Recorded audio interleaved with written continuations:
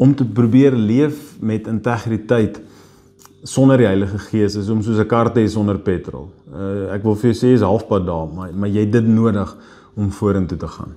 En Paulus kom leer dit vir ons en hy sê vir ons daar in Galasiërs 6 vers 8 tot 10 sê dit so mooi. Hy sê as jy jou lewe gaan inplant op die terrein van die sonde, sal jy die dood as oes ontvang. Maar verder sê hy aan die ander kant, as jy jou lewe inplant op die terrein van die Heilige Gees, sal jy die ewige lewe as oes van hom ontvang.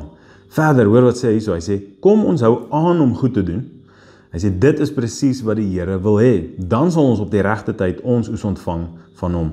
Terwyl ons nog tyd oor het, moet ons elke geleentheid benut, hoor wat sê hy so, om goed te doen aan hulle wat op ons pad kom, maar veral aan ons broers en susters in die Here.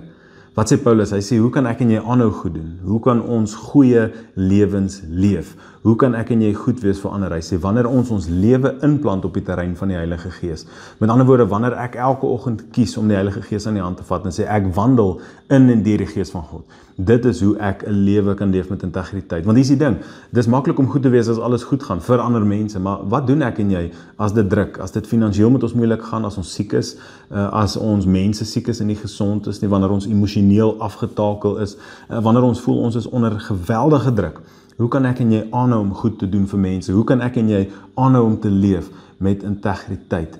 Dis alleenlik moontlik deur die Gees van God. Wanneer ek en jy ingeplant is op die terrein van die Heilige Gees, herinner Paulus my en jou vandag. Hy sê, dan is dit moontlik om aan te hou goed doen. En wie beter om na te luister? Paulus, hy wat 4 keer skipbreuk ly, 3 keer in die tronk gegooi is, geslaan is, gestenig is, weer opgewek is en aanhou,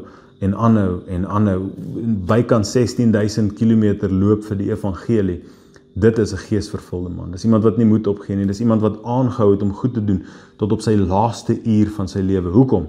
Want hy was gevul met die Gees van God. Hy het gewandel in die Gees en met die Gees van God.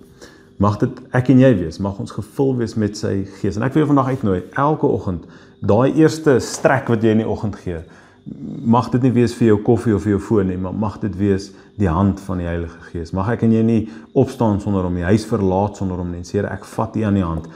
En nie net vir integriteit nie, maar om 'n lewe te leef wat opreg is, wat gefundeerd is in Christus, wat ingeplant is op die terrein van die Heilige Gees. Mag ek en jy geesvervulde lewens leef, en sodoende ook, ek wil sê organies, die uitvloeisel hê van integriteit in ons lewens. Mag die Gees van God jou vul, mag hy jou lei, mag hy jou altyd by wees. Mag jy herhaaldelik, elke dag, gevul word met sy Gees. Die Here seën jou, jy moet 'n fantastiese naweek hê. Sien jou Sondag by die kerk. Totsiens.